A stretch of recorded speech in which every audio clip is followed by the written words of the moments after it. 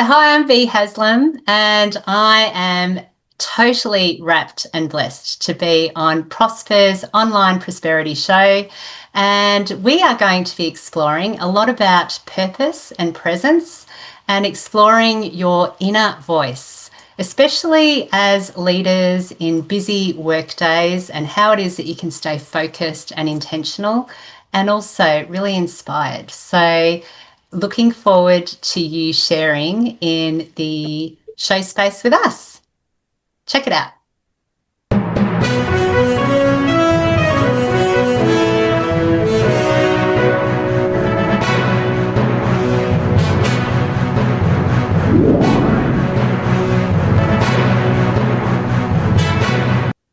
Welcome to yet another exciting episode of the Online Prosperity Show, your number one place where we unpack the invisible roadblocks that are stopping purpose-driven leaders from fully showing up, not just at work, but in life. I'm your host, Prosper Taruvinga, and today we are going to be talking about heartful leadership.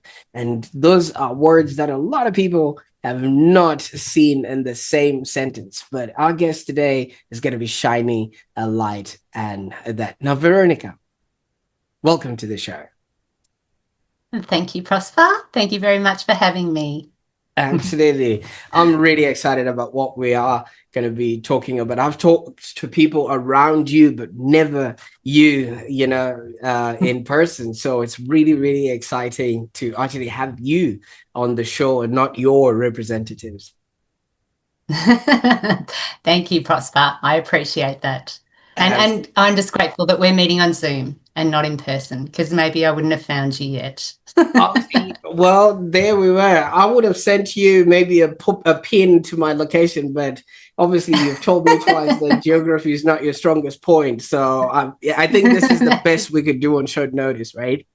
It is. Thank you. Absolutely. Now, for those that are tuning in, I want to ask you a question. What if your next leadership breakthrough isn't just another spreadsheet and it's just a simple pause? For some of us, we live around KPIs and just ticking boxes and doing things just because.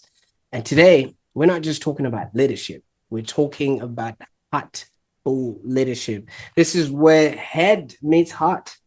And spreadsheets, yeah, they take a break. They really take a break on this one. So our guest today is incredible VeronicaHaslam, the founder of Heartful Leadership and the creator of Mojo Moments, a corporate transformer who left behind the tick box management to help leaders reconnect with their true purpose, especially during times of uncertainty and change. And for those that are wondering where we're going to be headed to with this conversation, I want you to ask yourself as we go through and, put the comments maybe in the comments below so that you can actually engage with other, heartful leaders out there. Have you ever felt maybe like everything looked fine on paper, but inside something was missing? Or have you ever wished maybe you could hit pause, maybe just take a breath and make your work actually mean something?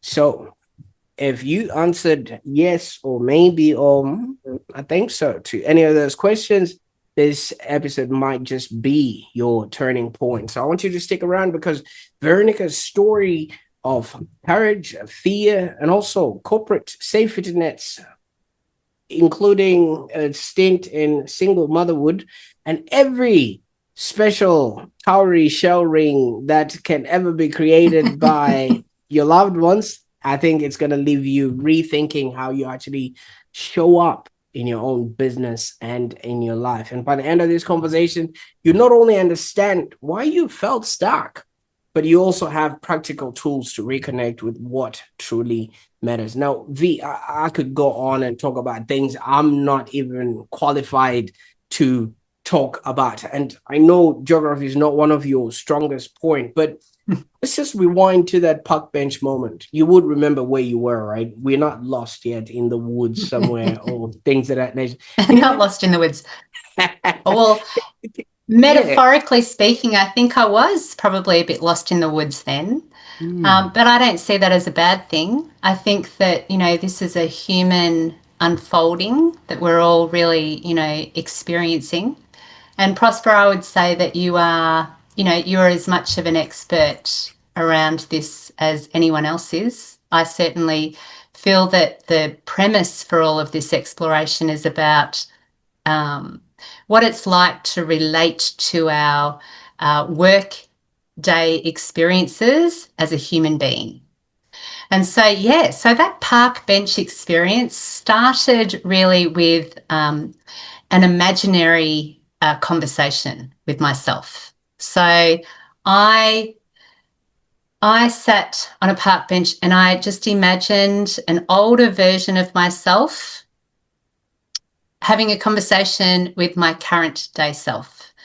And so I was probably in my early 40s at the time.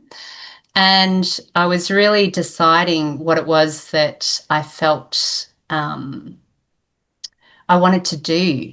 And interestingly, I just hosted a session this morning where we were talking about what I wanted to be. What did you want to be when you grew up?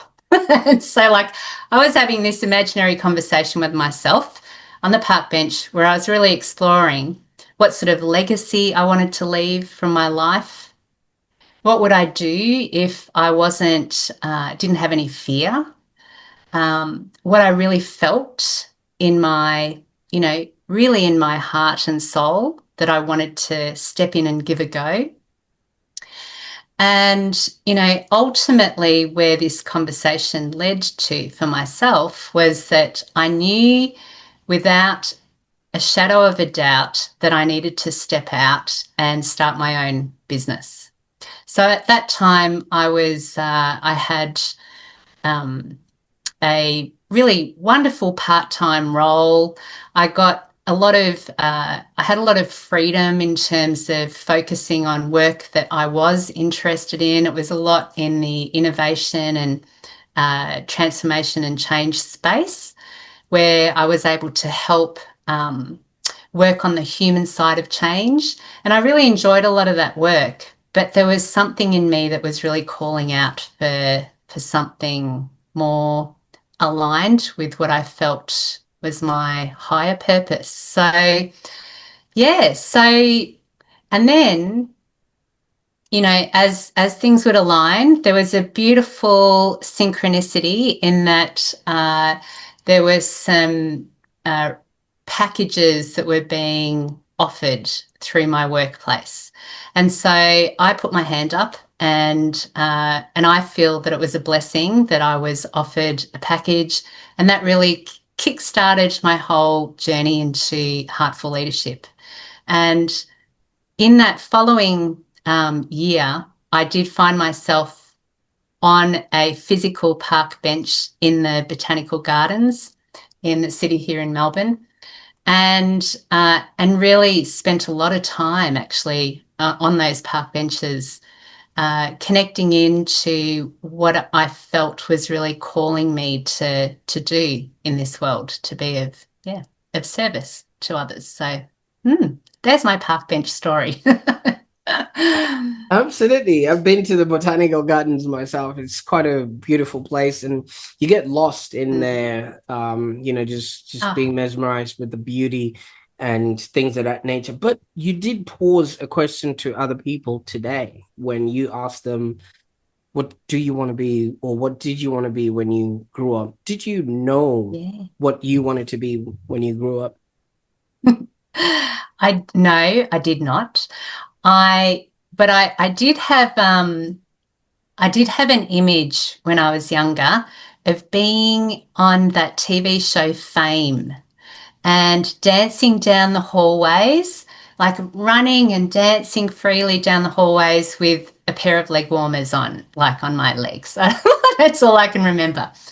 And so actually earlier today in a Mojo Moments collective session that I had, we're all reflecting on our own childhood memories of what we thought we wanted to be when we grew up. And when I was connecting into my own memory, what I was seeing was a sense of freedom and a sense of being able to be fully self-expressed, with no inhibitions. So probably not so much about the literal dancing down the hallways as such, because that's probably not something that I'm doing so often, but I'm definitely feeling a sense of connection to, being, and that's very tied into a lot of my journey in terms of finding my authentic voice, being able to be fully expressed, especially during times of uncertainty and change when a lot of vulnerability can come up in ourselves as human beings. Absolutely. Now, V, I think you need to really step up your manifestation game, because all you got was a stint on the Online Prosperity Show, not not the famous show that you wanted, but maybe it's in due course. It's coming. It's on its way. Oh, come on, Prosper. I thought this is you. That's your own judgment. This is on a par. Fantastic. But with that, obviously, I'll let you know something. My little girl is 6 right now, and last Halloween, we do a lot of trick or treat in our area here. It's all families and things like that. She dressed up as a witch, and when she was doing her school video for what do you want to be when you grow up? When they were graduating from kinder, she actually mentioned she wanted to be witch. So I'm hoping that's not a career decision that's going to be one that she's going to want to see through. Now, what was the inspiration around you at that time to want that much freedom and to see that as career choice?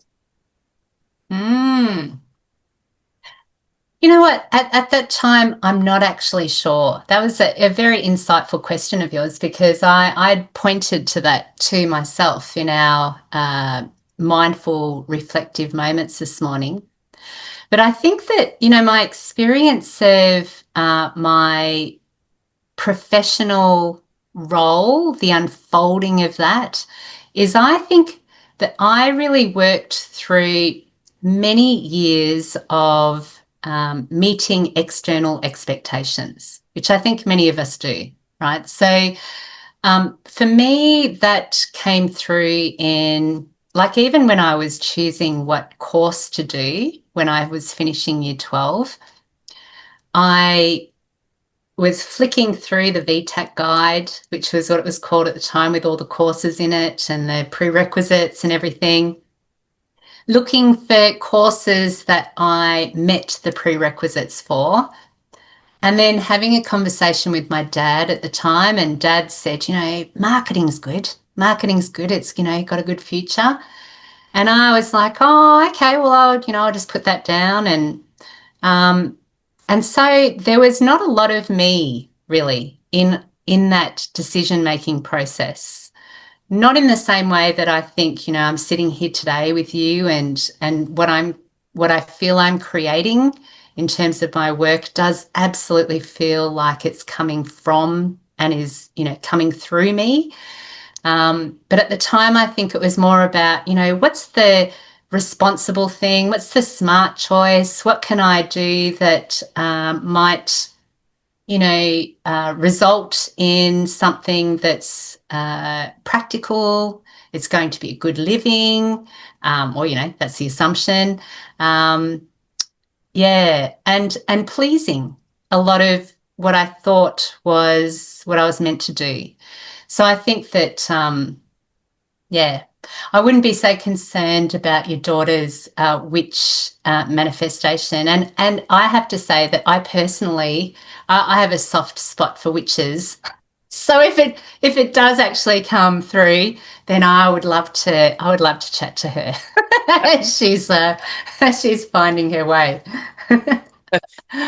Depending on our costume choices this year, we'll probably end up your way, trick or treating and figure out if. Trick or treating, yes. Absolutely. Now, you did mention there was external expectations, and usually Mm, that happens a lot, especially mm, when in some families where they want their kids to aspire to want more, be more, and have more. And in this instance, you did point us to the fact that dad would mm. have chosen marketing for you, and that may not have been, you know, your own choosing. What would you wanted to do if you had the choice? Ah, well, I think that was the thing at that time. I didn't have that level of connection Mm, to really know.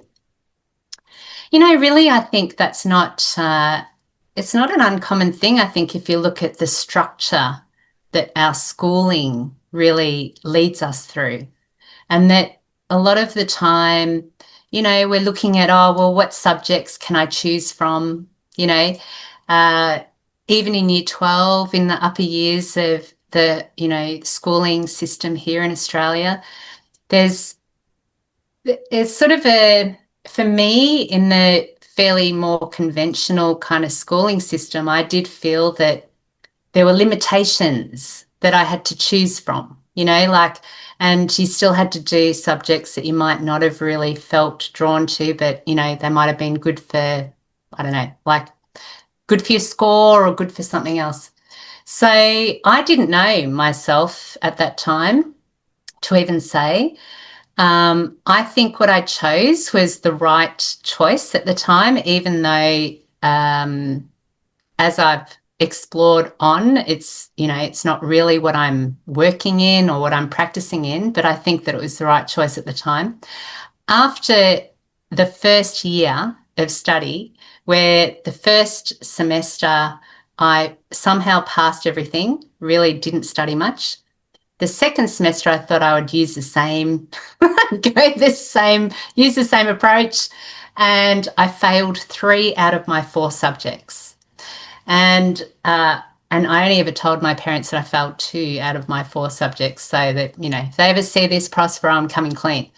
But I was like, at that time, I decided that I would apply for a deferment, and that was a big thing because it was the first time, I think, in my life, in my so-called moving from adolescence to adulthood with my parents, that I felt like I was letting them down. And I think they really didn't know how to, it took some processing for us all to be able to work through that. So I deferred, and I thought I wanted to be a music manager of bands. So I decided to apply for a music management TAFE course, which required some auditioning and I played the piano. And I turned up to the audition that day, and they said, "Oh, you're the only applicant, so we're not running that stream. But do you not try out for the performance?" And I said, "Oh, okay." I didn't really want to. Tried out. I did get offered a position, but that's not what I wanted to do. So I decided to go back and finish the marketing degree, which I did. And I thought, oh, I'll finish that. And if I want to manage bands, I can come out and do that after the course. And I have not yet managed bands. Who knows? That could be somewhere down the track. Um, but I think that was probably a pivotal moment, really, making the choice to defer, which was not an easy choice to make. And I think, it was quite an emotional time, in terms of feeling like I'd let my parents down in a way. But they're fully supportive of my whole how everything has come about, and very totally. I couldn't be doing what I'm doing today without their support. So yeah, so it all ends up unfolding in the way that it is. Yeah. Absolutely, absolutely, and Mm. congratulations on that part. And obviously, with life, you wouldn't have known if you didn't try out. And some No. things maybe happen they don't necessarily happen to you, but they happen for you. You know, them not having that Mm. stream, you would have probably had a whole different life, or you could have been way too famous and we couldn't have had this conversation today, Veronica. So there you go. All right. So Oh, I'm that's loving how you're planting these little seeds, Prosper. Love it. fantastic. So you went on obviously with the marketing, and you went on and you had a career that you obviously were going through. Just walk us through maybe some sort of Mm. day-to-day stuff that you were doing, you know, some sort of highlights during the part you were in your career, that we can know a bit about your journey. Mm. Well, I totally feel very lucky and blessed that every place I've worked in has just like really supported my growth. So from after the first job that I ever had, which was as a marketing co-op student, so it was the work experience that you had to do in order to get your degree, and I left it till the end of the end of the program. Other than that job, which was an interview, and I was on the phones and answering course inquiries at RMIT University. Other than that, every job since in organisational life, I've been given an opportunity to try something that I've never tried before, and been supported by some amazing bosses and mentors. So I've been very lucky in that way. I spent some time at RMIT, probably changing roles every year and a half, 2 years or so. And they really supported my progress from starting on the phones right through to running some major events and major projects. So that was quite amazing. And they also supported my postgraduate studies. So that was a beautiful gift.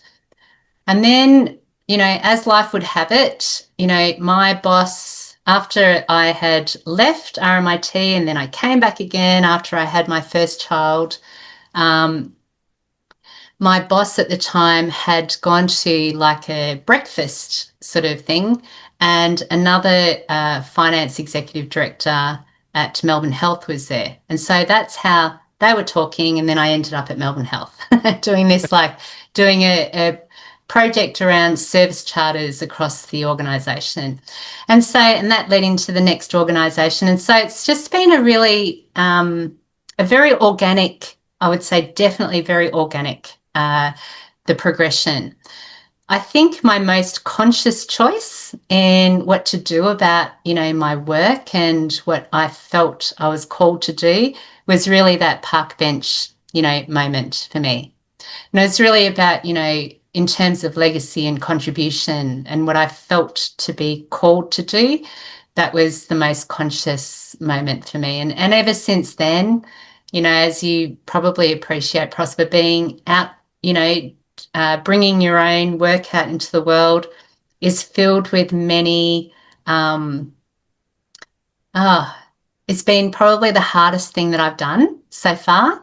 Um, and there have been many moments when I've really wondered if, I should go back and get a job somewhere for some security and, and a bit of not having to navigate these uncharted, waters. But at the same time, I'm totally committed to um, the bigger purpose, I guess, that I feel that, yeah, I'm here for. So, yeah, so. Absolutely. And thank you so much for taking us through that journey. So, obviously, with how you have relayed this tale, is, you were being supported, then that actually meant Mm, growth was happening. On mm, paper, it did look like you had a stable career, which is what a lot of people crave. Everybody would kill to be in a position like that. But it looks like something just kept pulling you towards wanting more, being more, and having more. Like you then have explained that you wanted to be pushed towards that? What is it that was missing, and how did it come to you? Because so many people might be having the same calling but may not, may be thinking they've dialed the wrong number. Mm. Well, I like that. Dialed the wrong number. Yeah, look, I think it's a very personal experience, so it can come up in lots of different ways. I think for me, when I've really noticed that it's time for a significant shift, I've noticed myself feeling much more detached in what's going on in my life. So it happened with my marriage. There were a number of years there towards the end that I was really feeling quite numb. One of my girlfriends said, it was like I was frozen. And I resonate with that. It was like, definitely, like you say, on paper, everything looked really great. It was like, I have a very positive relationship with my ex-husband, but it's definitely the best outcome for both of us that we're not married anymore. And I think that it was a little bit, I'm doing this because I'm sensing that was what it was, just like Got it. nothing's, nothing's not, it's not bad. It really wasn't bad. Um, but it was just that numbness. And I think with my work, I had been gifted, and again, I feel that all of these experiences are perfectly placed in our paths. So, what had happened was the year before I actually stepped out, I had a consulting gig, and I absolutely loved it. I loved it. So, and I'd been given a lot of opportunity to bring my work into the place that I was working in, but there'd been a bit of senior management change. So, and that had affected a little bit around, where the priorities were. But that sort of consulting gig gave me an opportunity to bring in a lot of the, frameworks and things that I'd been exploring, that I'd been developing. And from the moment that I landed in Sydney, and, found my way to the office and had a little introduction, and then went on to the hotel and got an upgrade, and then and got, like, someone gave me some really amazing information about what to do. That, like, the whole thing was just filled with so much flow and joy that I just knew within myself that there's something that I need to continue doing in this space. And so that was really the inception, I think, of Heartful Leadership. And I was going to come out and start Heartful Leadership with a colleague of mine. And, and so we had been, we'd sort of registered the business name together, and we were doing, some development work, formation work together. But then what actually happened was I'd come out of our employed arrangement, like she worked at the same place as me. I'd come out a year earlier. And so by the time she came out, we were in kind of different places. And her focus was on exploring some different healing modalities and everything, which is great. Like, she definitely has been doing what she was called to do. And so that's when I really stepped into Heartful Leadership on my own. Absolutely. And congratulations with what you've created. But from all of these points, there seems to be a lot of intuitive guidance, or, I think you call it that practical voice that is obviously, really coming in and letting you know what the next logical step would be. Like you would have mentioned, if I may go there, that you started just Yeah, detaching yourself from, the yeah, marriage, whereas other people would have wanted to do more to make it work and things of that nature, just because of the pressures of, like you said, external pressures. Now, how do you know how to mm, listen to this voice in such a way that it it works for you, not necessarily against you, because a lot of people would be out of a lot of situations if they knew how to follow this voice. Yeah, so interesting. You know, I think that getting in touch with that voice requires us to sit in a lot of discomfort in ourselves. So, you know, often we want something to be solved straight away, you know, and I think sometimes giving space for our intuitive voice to come through does actually require um, listening more deeply. And so listening more deeply in our everyday life doesn't happen for many of us naturally, because we have, you know, there's usually a lot going on. You've probably got a calendar full of commitments and lots of things that haven't even made it into your calendar that are waiting to be addressed. Um, you've probably got a lot of conflicting priorities around, you know, who do you take care of, and, you know, and you've got to make sure that you deliver in terms of your professional commitments, as well as, you know, you've got a lot of your personal stuff going on, and many of us are caring for, you know, multiple generations. There's a lot of stuff, not to mention a lot of the distractions that are in the midst of our lives as well. And so being able to hear and connect into our intuitive voice does require us to build the capacity to be able to do that. And it's a bit like if you were wanting to, say you were wanting to learn how to play an instrument, right? So now, do you play an instrument, Prosper? Yes, the only instrument I can play is the iPod. You see, it's got all. There you go. You're very super talented. Wonderful. It's a very necessary instrument to be able to play. Okay, so if you say wanted to learn the piano, and I'm very happy to give you some lessons, but say you decided, yeah, look, V, I want to learn the piano. First of all, you'd have to go, okay, well, what instrument are you going to access, right?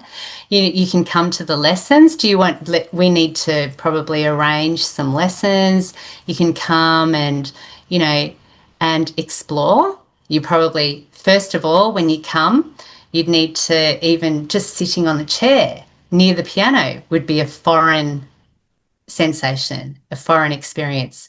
Then, you know, finding your hands on the keyboard themselves, and then working out, right, well, what are all these, you know, the white keys and the black keys? Like, there's so much to familiarize yourself with. And over time, like any other skill, you would become oblivious to when you sit on the chair and when you put your hands up on the keys and when you're following the music that's written and when you start to just intuitively play, right? But that, you know, that experience of learning and exposure to the unfamiliar and being willing to sit and repeat and practice is really how the skill to be able to sit and play the piano comes. And that is, I think, an example of the natural human learning experience that we go through. The same principle of learning is what I see when it comes to listening to our intuitive voice. So we can cognitively say, listen to yourself, listen to what you're intuitively telling yourself. But that demand is like me saying to you, Prosper, okay, see, all right, so I want you to sit and play a piece of music. Pick any music you want, sit at the piano, I want you to play it. Well, you can do it. And you're like, but I don't know where to start, right? You know, and that's the same sort of thing. It's happening inside of our bodies, and it's happening with lots of, you got to think how amazingly sophisticated our human system is. we've got stuff going on in our brains. We've got stuff going on in our bodies all the time that we're not actually consciously directing. We're not telling our heart to beat. We're not telling our blood to circulate. There's so many things going on that for us to be able to focus with intention and with attention on our intuitive voice, we need to do some of the practices, and really sign up for the learning. And so the way that I tend to do that, and there's lots of different ways that you can do, but the one that what I've really been experimenting with and been teaching others is through the Mojo approach. So Mojo moments are like micro moments. They're deliberately short because we want things to be done quick and in this be able to fit in our busy routines. But Mojo moments are micro moments of about 1 to 5 minutes. And what they do is Mojo stands for mindful pause, open-hearted observation, joyful surrender, and original essence. And so what we do is we come into a mindful pause, which is a practice with intention, to notice, to give ourselves that moment to really connect in.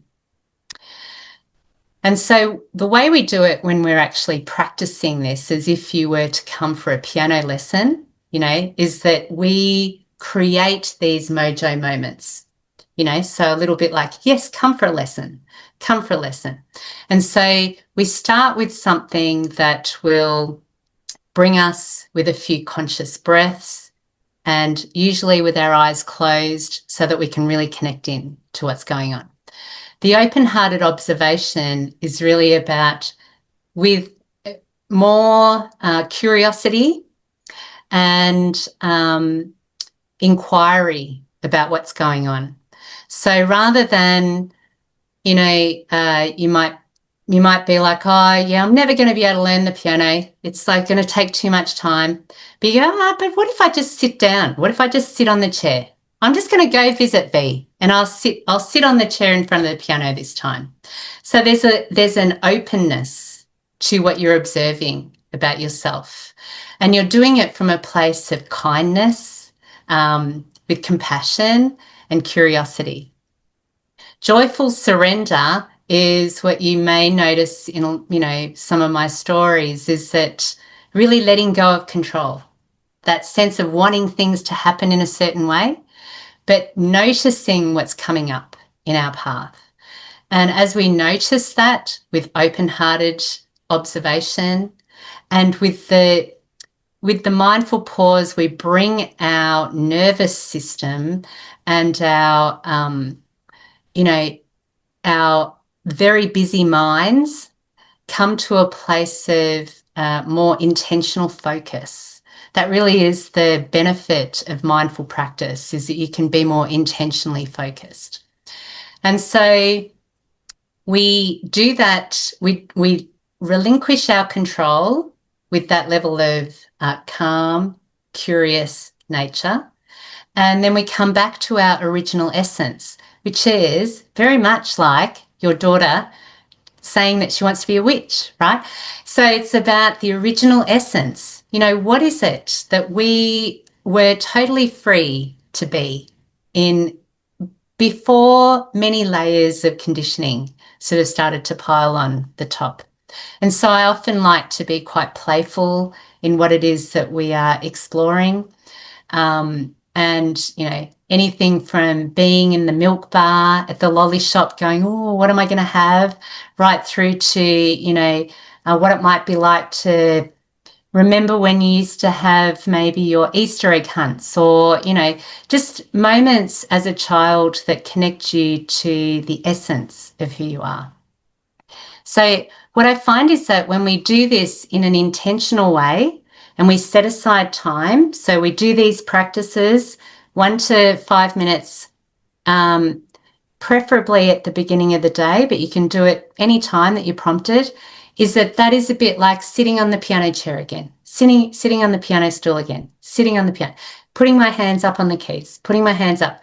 And every time we do that, what's going on neurologically in terms of new neural pathways that are being developed, our nervous system settling, our immune system's kicking in different ways. We're being more open with what we're noticing. We're being less judgmental. All of these accumulative practices help us connect more deeply into our intuitive voice. So it's a cumulative practice. Yeah. It doesn't happen overnight for most people, but it does definitely happen as we continue to show up and explore. Absolutely. It's sort of like muscle memory, right? Like you're saying, you would Yes. know how to sit, you would know where exactly to stand, to stay. And by the time you start going up and down, you've got something going on there. But I mean, obviously it would obviously look and sound well to the trained ear of that particular person, but to the person who's awkwardly sitting, they wanting maybe to adjust the chair and everything else, and I'm looking at a leader who right now they're looking at it and saying, this is almost end of financial year. Okay, we don't have time to be regulating our nervous system or doing energy work or whatever it is. We need to make sure our KPIs are hit and things like that. Now, how do traditional business leaders respond to this unique and maybe new way of, approaching, leadership or just work in general? Yeah. I think this is the thing, is that it's sometimes it can be seen as being an extra thing to do, right? That's one possible reaction to it. But what I would say is that people that do this practice notice that they are able to be far more productive, to be able to do better quality of work, because they are in a far more balanced state. We can be running really fast, and running our hardest on a treadmill, and you can feel like after a while it's, that exhaustion, the burnout, the disengagement, all these, the statistics are not very encouraging, right, in terms of the high percentage of disengagement and burnout in our organizational lives. But to me, this is an opportunity to actually, and the reason why the Mojo Moments are so short is that from a cognitive perspective, we hopefully can come to a place of going, well, 1 to 5 minutes. If you look at how many minutes might you spend if you were to quickly scroll through your social media? How many minutes might you spend if you were to wander down the hall to make a cup of tea in the kitchen? Or, there's lots of things that we don't actually attribute time to, but they do take time during the day. And I sort of look at this and go, well, this is one way that you can intentionally focus your time on recharging you, from your mind, from your body, from your spirit. You can intentionally recharge. And so, I think mostly what I find is that people, the feedback that I get is that from these Mojo Moments, people feel more connected to their true self, and they're inspired and they're hopeful. So I think with that energy that you carry into your next conversation with someone at work, with your next meeting environment, to your next task, maybe your spreadsheet, that you'll be carrying that energy with you into it. So, yeah. And honestly, it's more, I think that the thing is that, you will feel it. So you'll feel, um, you'll feel differently. Yeah. So, and that's hard to explain. And, and it's really something it's a little bit like, when we're learning something through, uh, the teacher standing at the front of the class, and they might be teaching us really, amazingly well, but it's a concept until we actually until we experience it ourselves. And so I think Mojo Moments and being able to appreciate what presence really gives you in terms of flow, um, inspiration, and really, productivity and all that sort of thing is to be experienced. Mm. Mm. You know what I like about what you're saying is it sort of represents somewhat of a pattern break, because everyone is just going through life. You go to high school, you go to university, you Mm. get married, and then you get a job, you get promoted, you buy a house, and it's just all ticking some sort of a box, whereas you're telling people, hey, stop a minute, look at where you are, presence, and be sure to Mm. see that whatever it is that you're going through, you're fully immersed in that. It's like you're literally giving people back to themselves. Mm. Mm. Well, they're giving themselves back to themselves. That's what I feel. But I definitely am I'm there with you. They Yes, wouldn't, there yeah, with you. they wouldn't have Yeah, done that if they were by themselves. I would have just kept, because fish don't yeah, see the water that they swim in, that's and true. obviously as human beings we don't see the air that we sort of breathe in. But for you, what has been the Mm. most rewarding part of building a business? Because like you were also mentioning earlier, there are times where you really wanted to just throw it all in and come back in, but there Mm. has to be some sort of a reward that now really shows you that you're aligned, and that allows you to maybe flow between your work and just also being present, Mm. because you do mention your kids every now and again. um Yeah. yeah, what has kept you going?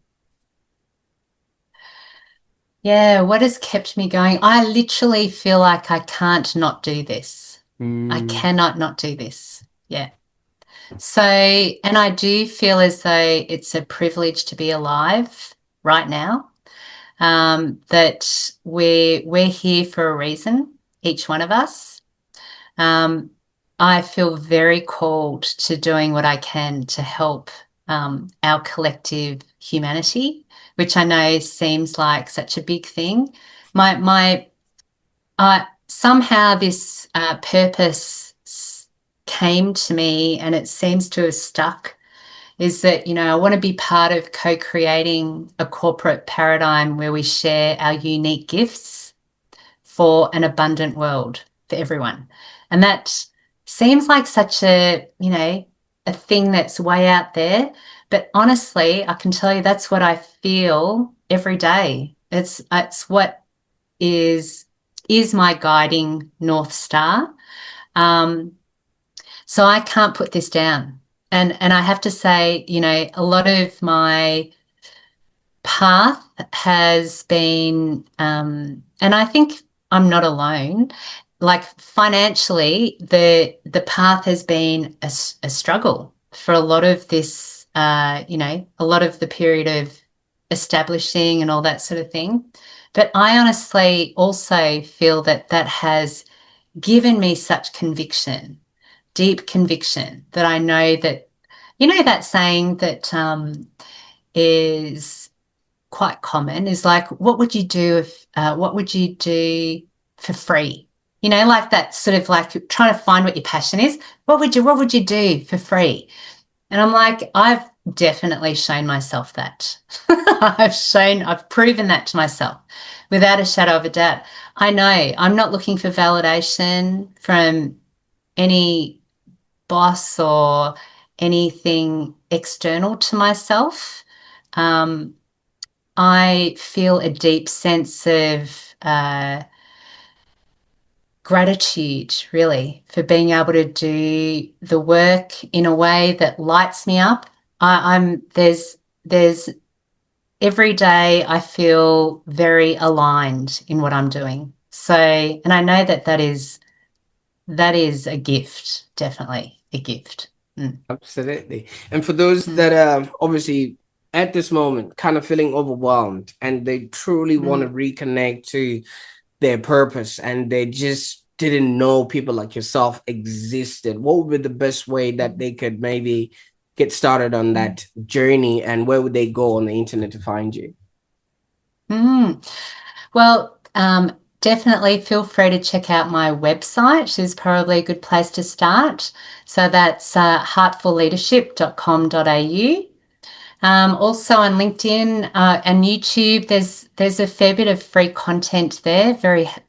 You're very welcome to check that out. I run Mojo Moments Collective, I'm actually very excited at the pending release of a new app. At the moment, I have got an app that has a lot of the content stored in it, but I've been creating a new app called Your Pocket Mojo, which is a tool that is designed to help you really build that capacity to be able to be more present in the moment. Um, so yeah, like your pocket mojo for doing scales, sitting at the piano, which you're going to soon know, Prosper, if you really want to take up the piano. um, so yeah, so that's all very exciting. And, I coach individuals and I work with teams and, yeah, and I've got some exciting future pending purpose organisation announcements coming up too shortly. That me in collaboration with a wonderful purpose leader, Bernie Kelly. So yeah, that's all coming. Absolutely. I'm actually tempted to tag Benny Kelly's video in the show notes as well, Yes, because we've had an interview with him definitely. and it was just a strategic call. And I'll definitely put all those other links to like your LinkedIn and everything else in Yeah. there so that people can get started on their journey. So from what I'm hearing from all of this, Veronica, it's these micro moments that will actually create macro shifts in leadership and clarity. Mm. So it's from little things, big things grow, and it's the little Mm. hinges that swing open these really big doors. Whereas some people think soft skills or just being present is a waste of time. They've got to be busy and things like that. Now, Mm. we started off this conversation with you sitting at a park bench, Mm. and you were just sitting there and you had this big realization of where you wanted to go and who you wanted to be. And I know you were scared then, but you were hopeful and things of that nature. If maybe we could take a walk again into the botanical gardens and find some younger version of Veronica just sitting there, what would we tell her, knowing what we know now about life and everything else that unfolded after that park bench scenario? Mm. What would we tell her? We'd say, I would say, trust your trust your inner voice. That's what I would say. And I would say you cannot go wrong. Like I really, I use there's no right or wrong a lot in the practices through the Mojo Moments, and I really think that that's a practice that we really need to actually. A lot of us have to really practice because very often we jump to um, judgment around whether what we're doing is right or wrong, good or bad, good enough or not good enough. And so for me, I think I would say, yeah, you're on the right track. Keep following your inner voice. Listen deeply to what you know is true for you. Keep practicing listening, because that's a never-ending skill to develop as well. Yeah, and you can't go wrong, is what I would say. That's what I would say to my kids too today. You know, I've got an almost 21-year-old and an almost 18-year-old. So yeah, so they're both definitely on their own journeys. Absolutely. Mm. And from what I'm gathering from that, you are saying purpose just requires courage. You don't need permission or anybody to come tap you on your shoulder and say, it's your turn to lead now. You don't need No, permission. that's true. Yeah, you mentioned before we sort of started the recording about the hero's journey, you know, and the hero's journey is so like this beautiful kind of, you know, Joseph Campbell seeing this beautiful pattern through mythology and the hero's journey, and also how, you know, our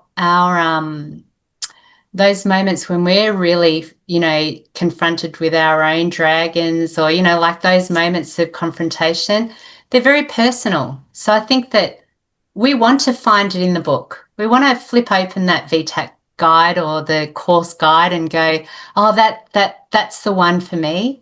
But I think that what I have discovered, and I'm continuing to discover, is that the path of being on purpose that is aligned to our soul's contribution and journey has not been paved yet. So it's not on that. There's no page in that book yet, but it's beautifully, it is beautifully encapsulated in your unique story, my unique story, the challenges that we have, the triumphs that we have, and everything that sits in between. So that is, yeah, we're here to write our own page. And that's where I look at it and go, there's no right or wrong, you know. We're all experiencing the uncertainty of what it means to be on that purpose path. And yeah, and if you are really finding it overwhelming, or you're feeling a bit numbed, like there are many people out there that can help us, that can help each other. So yeah, so I'm very happy if anyone feels drawn to reaching out. Like, it's literally what lights me up to to be there alongside you as you explore. Yeah. Absolutely. And from all of that, I'm just gathering that just being present, going through what you're going through, it's no longer a luxury. It is now something that you want to hold on to, because you need to be present so that maybe one day you'd have a good story to tell. Because I think it was Steve Jobs that said you cannot connect the dots looking forwards. You can only connect the dots looking backwards. So how are you going to connect those dots if you are not present? So in my view from this, presence is no longer just a luxury. It's now an actual strategy. Because then It's if you so cannot... true. Keep going, keep going. Fantastic. Now, obviously, I mean, there's so much that we can decipher from all of this, and I'm really excited about this. What's next? What can people expect now that you've brought us into your world? We're all just sitting around you in this park bench. What are we looking at in the future? What are we seeing? Oh, what are we seeing? I really am very keen and intentional about bringing your pocket mojo into the world. So I want to see that actually be a global platform that is helpful to people during the course of their everyday workday busyness. So, and just to give a little, it was described to me the other day, someone I was taking through it said, it's like a little adrenaline booster of V. And I was like, oh, that's interesting. Like, I didn't see it like that myself. But I thought, yeah, so that there's also a beautiful program that we have partnered, Bernie and I have partnered with Steffi's Choice Foundation, which is a beautiful foundation formed in the honour of Stephanie Ann Clifford. Steffi had a condition called AT, which meant that she, very quickly lost movement in her body, and she was actually in a wheelchair for a number of years, and she had a shortened life expectancy, and she ended up passing away just before her 25th birthday. And so we've created a program called The Gift of Being Present, which is incorporates these Mojo Moments, as well as a beautiful journal and some other practices that that program in particular is all around being playful and childlike. And so I'm very proud of that program. And Gavin Clifford, Steffi's dad, is the chair of the foundation. And he and his wife Andy have just got such a inspirational mission in the world. They are here to help support other NDIS recipients and their carers to experience more present living in the moment is their mission. So living in the moment, which is all very aligned to my to my purpose. So those two things plus Bernie and I are launching, and we will be releasing a book, two books actually, very shortly. A book called Which Path Will You Choose, which is all around supporting purpose leaders in purpose organizations navigate the complexities of the path ahead, as well as kindling purpose leaders. So there is a bit coming through, and I'm very excited by it. And I know I have talked about the piano a bit late in this conversation. I think it's because literally I've been at my piano a lot, and I'm incorporating sound healing into my coaching. So in connecting into purpose and presence through story, through the, what's presenting in your own challenging moments.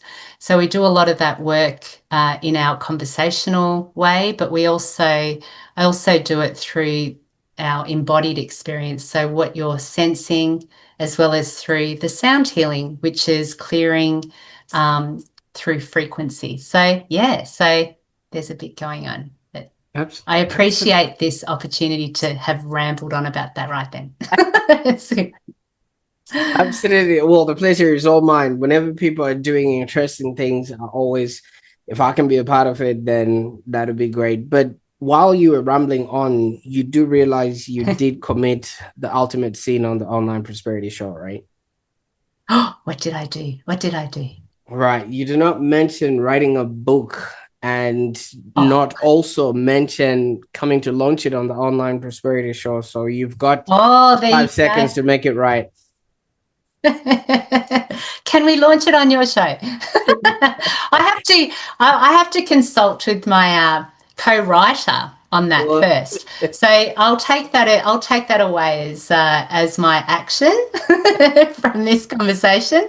But given that he's already been on your show, I'm probably thinking we'll be pushing up against an open door. But anyway, absolutely. Well, Veronica, I can't thank you enough for the adrenaline shot that you just gave us, the adrenaline B that really gave a jolt, to the way that we operate. And so many people are just going through on autopilot without actually taking a step back to be present and to actually be purposeful in all the actions that they are taking. And I can't thank you enough for, first of all, the journey that you took us through and the journey that you're on, because it's people like you that are like the guiding lights or the lighthouses for all the other ships that are sort of lost at sea. So thank you so much for the work you're doing. No, thank you, Prosper. Thank you very much. I appreciate your support and the opportunity to be here with you. Thank you. Absolutely. Now, for those that are watching, if you've made it this far, you've just witnessed the power of presence, purpose, and a little bit of mojo. And you know how that can actually transform not only your business, but your entire life. So if today's conversation with Veronica really sparked something in you, don't just sit on that park bench, of your life right now for all the other years to come, like she almost did. Take the first mojo moment and just explore what it really looks like and what's possible for you. So I'm going to be putting all those links in the show notes below so that you can be a part of this journey, or you can actually experience this on your own. And if you got what you wanted from this show, why don't you share this episode with a friend or a colleague who's maybe feeling stuck in their own leadership journey? They might be looking for things like this and they might not know where to go. And if somebody has shared this video with you, the next time you see them, give them a hug.